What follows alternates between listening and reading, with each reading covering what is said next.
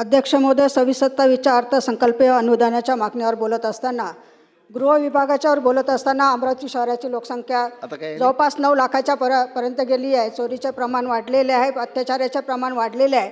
म्हणून या ठिकाणी अमरावती पोलीस आयुक्तालयाकडून नवीन 3 पोलीस स्टेशनची मागणी केली आहे. त्याच्यामध्ये पहिलं आहे गाडगेनगर ते नांदगाव पेठ हे 2 पोलीस स्टेशन आहे. त्याच्यामध्ये तपोन या भागामध्ये नवीन पोलीस स्टेशन देण्याची मागणीचा प्रस्ताव मागितला आहे. त्या ठिकाणी कर्मचारी अधिकाऱ्याची सुद्धा त्या ठिकाणी प्रस्ताव मागितला आहे. त्यासोबत राजापेठ पोलीस स्टेशन ते बडनेरा यांचं सुद्धा विभाजन करून त्या ठिकाणी साईनगर या ठिकाणी नवीन पोलीस स्टेशन देण्याचा प्रस्ताव पाठवला आहे. आणि तिसरा राजापेठ पोलीस स्टेशन ते फ्रेजरपुरे याचं सुद्धा विभाजन करून MIDC या ठिकाणी नवीन पोलीस स्टेशन देण्याचा प्रस्ताव या ठिकाणी शासनाला पाठवला आहे.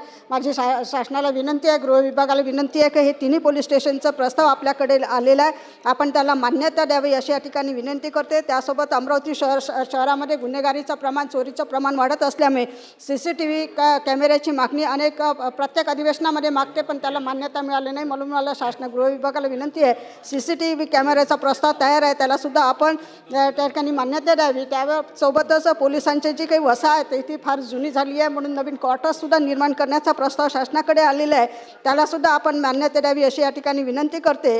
आणि सगळ्यात महत्त्वाचं म्हणजे अमरावती शहर हे ड्रग्सचा इंटरनॅशनल व्यवसाय होतो की काय अशी परिस्थिती झाली आहे. मागच्या महिन्यामध्ये जर आपण बघितलं तर त्या ठिकाणी आमच्या अमरावती शहरामध्ये 5 किलो MD ड्रग्स DRI नागपूरच्या पथकाच्या माध्यमातून त्या ठिकाणी पकडलं गेलं. अमरावती शहरातील कुठल्याही पोलीस स्टेशनला काही माहिती नसताना अशा पद्धतीनं जर हे ड्रग्स पकडलं जात असे.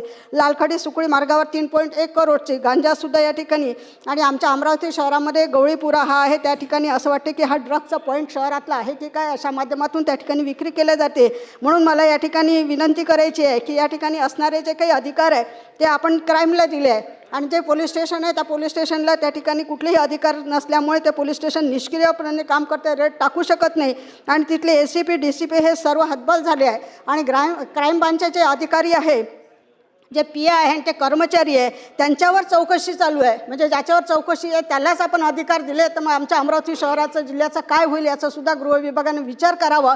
आणि या ठिकाणी हे ड्रग्सचा हबद आपण म्हणतो नवीन पिढी शिक्षणाच्या माध्यमातून घडली पाहिजे, रोजगार मिळाला पाहिजे, परंतु आज आमच्या अमरावती शहरातील नवीन पिढी बिघडत आहे की काय अशा पद्धतीचं वातावरण. म्हणून या ठिकाणी शासनाने लक्ष द्यावं. आणि या ड्रग्सच्या संदर्भात अमरावती शहरामध्ये जे ड्रग्सचं प्रमाण वाढलेलं आहे, गांजाचं प्रमाण वाढलं आहे, हे कसं कमी करता येईल यासाठी आणि आपण गृह विभागाने लक्ष देऊन निश्चितच आमचं अमरावती शांत होतं, पण ते आज ड्रग्सच्या माध्यमातून, व्यसनाच्या माध्यमातून वाढत आहे. यासाठी आपण शासनाने लक्ष द्यावं अशी या ठिकाणी विनंती करते.